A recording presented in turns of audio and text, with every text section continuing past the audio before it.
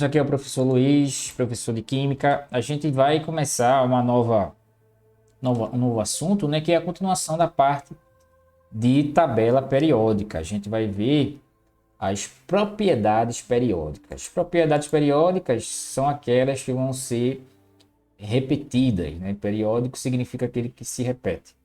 Então, algumas propriedades vão se repetir à medida que você tem o número atômico dos elementos na tabela periódica. A partir desse número atômico, a gente vai ver quais as propriedades que vão se repetir, vamos dizer assim.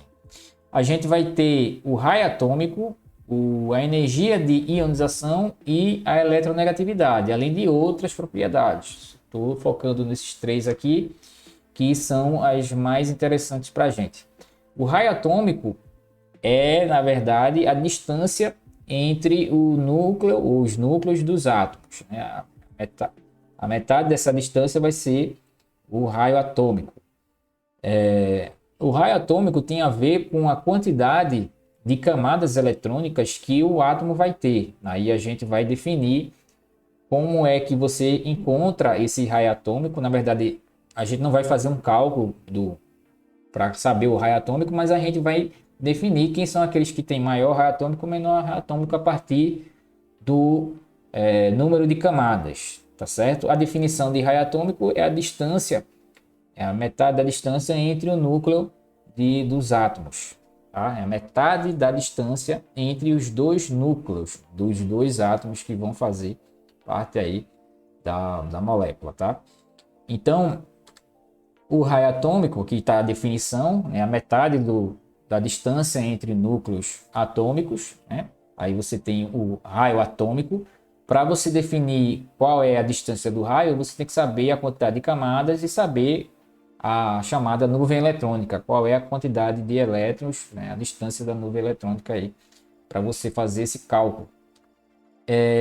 Na tabela periódica, a gente pode encontrar, definir, vamos dizer assim, quem são aqueles átomos de maior tamanho. Normalmente você tem uma figura que indica isso, sem precisar fazer distribuição eletrônica, nenhum cálculo.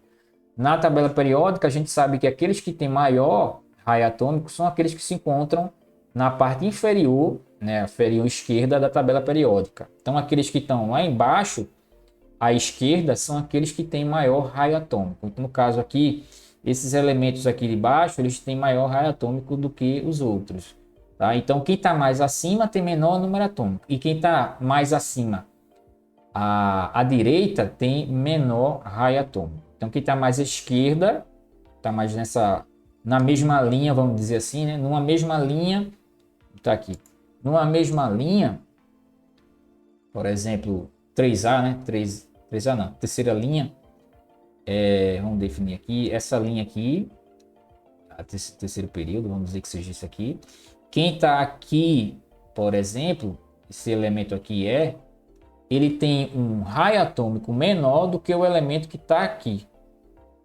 Então, esse daqui tem menor raio atômico do que o elemento que está aqui. Esse elemento aqui, na mesma linha que esse, tem maior raio atômico do que esse. Tá? Isso tem a ver com a questão da atração do elétron com a sua carga nuclear. A energia de ionização é a energia para remover um elétron da última camada. Tem a ver com o raio atômico. Quanto maior o raio atômico, menor a energia de ionização. É o inverso do raio atômico, a energia de ionização. Então, aqueles que estão mais acima da tabela periódica, na parte direita, tem maior raio atômico, ou seja, mais difícil arrancar os elétrons aí. No caso, a gente está falando dos gases nobres, né, que tem maior energia de ionização. Difícil arrancar o elétron dele. Então, esses elementos que estão aqui na parte direita da tabela periódica, na faixa acima, eles têm maior energia de ionização, energia para retirar elétron e formar um íon, por isso que ionização. A eletronegatividade também é uma importante propriedade e ela está muito associada ao raio atômico e à energia de ionização. A eletronegatividade é a tendência de um elemento em atrair elétron. Aqui não é para ganhar nem perder, aqui é só para atrair. O conceito é atrair elétron. Tem uma grandeza que vai definir essa eletronegatividade, a gente pode calcular. No nosso caso,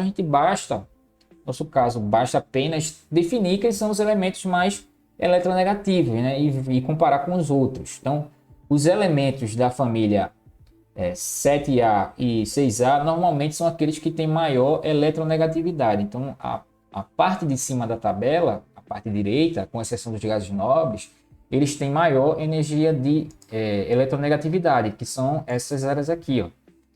Essa área em vermelha, ela tem a maior eletronegatividade. Então a gente tem aqui o flúor, ou é mais eletronegativo, o oxigênio e o nitrogênio. Aí tem o cloro, o bromo. Esses aqui são os mais eletronegativos, tá? Então vão atrair com maior intensidade do que os outros. Então, se você memorizar ou entender esses três aqui, né, você sabe que os outros são menos eletronegativos do que ele.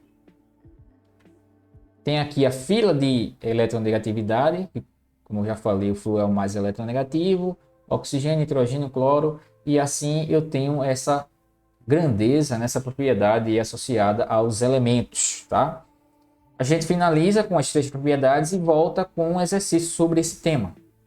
Até a próxima.